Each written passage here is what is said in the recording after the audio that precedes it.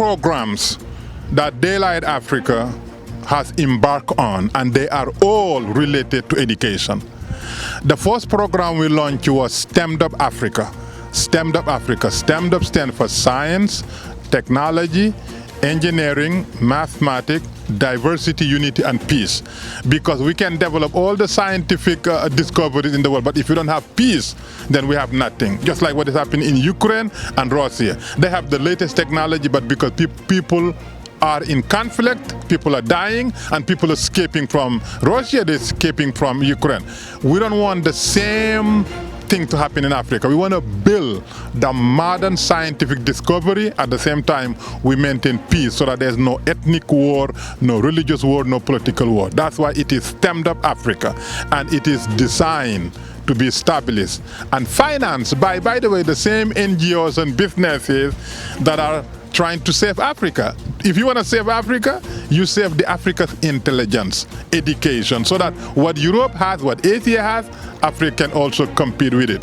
And that's the first program. The second program we launched through Daylight Africa was Transatlantic Family Reunification, because the African descendant all over the world has all the necessary resources, the intelligence, the knowledge, the capacity, the legal know-how to build Africa the way Africa needs to be built, a paradise on earth. That's why we said, if you are an African descendant, by the way, African descent is a loose term because everybody in the world is African descendant, but we're really referring to the victims of transatlantic enslavement trade. Those who were traded as slaves, we want them to come back home, and when they get home, all their rights will be automatically restored, because they're not tourists, they're not foreigners, they're not coming here from outside. They are Africans who venture out forcefully and coming back. So that is the second project. Now the latest project, which is the most formidable project that Daylight Africa launched, we call it Intelligence Retention Zone. And we want these zones to be every place in Africa, every nation. What do you mean by intelligent retention zone?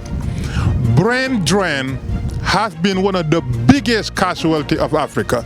We have the most intelligent people, medical, legal, technical, you name it, all over the world, benefiting other nations and not benefiting Africa, meaning that Africa is being robbed of its intelligence. Let's take Nigeria, for example.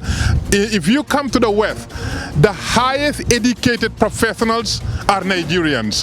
The highest qualified doctors are Nigerians. The highest qualified intelligent leaders are Nigerians.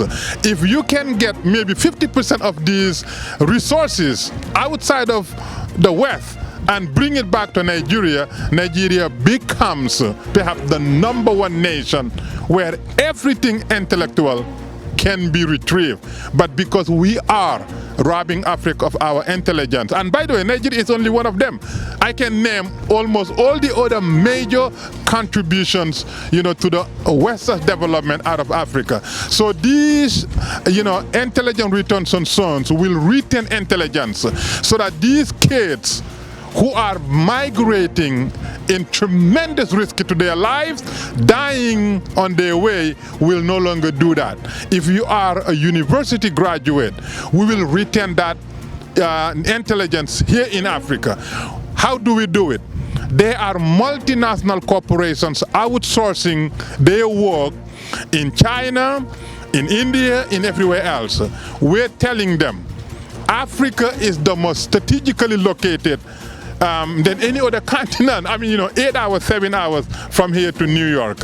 If you give the same contract you're giving to the Asian and other countries, Africa will develop so that these kids, rather than taking risk to go to Europe, they will utilize their trained specialties right here in Africa, and they can build the services and the product that you use in the West. And by the way, they can do it while benefiting from the natural resources that the Europeans and others come and buy on a pennies to $1, go to Europe, find, turn it into finished consumable product and selling it globally for thousands of dollars. What they get for pennies, thousands of dollars. And guess what? Even Africans now consuming finished product that was originated on their homeland.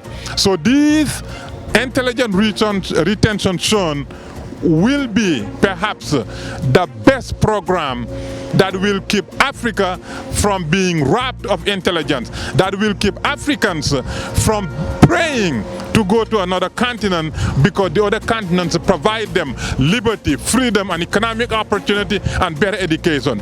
These are things that we can easily do, re-engineering.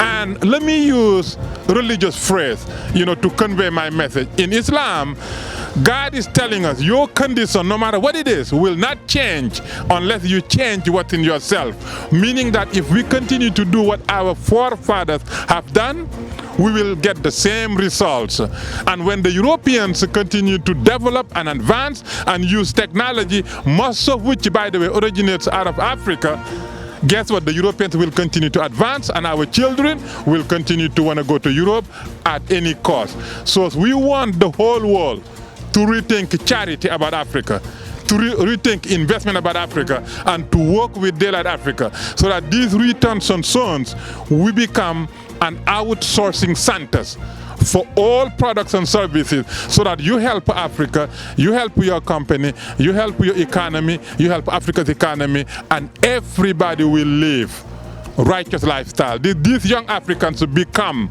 the future leaders that the world need. Otherwise, they will waste their time and resource and energy trying to escape Africa. And Africa is the future. Africa is the paradise. And that's why we ask all of you who are charitable to Africa, who are investors or planning to work with us, so that your investments and your charitable endeavors become more fruitful, more useful, and more beneficial to you, your company, and to the recipients.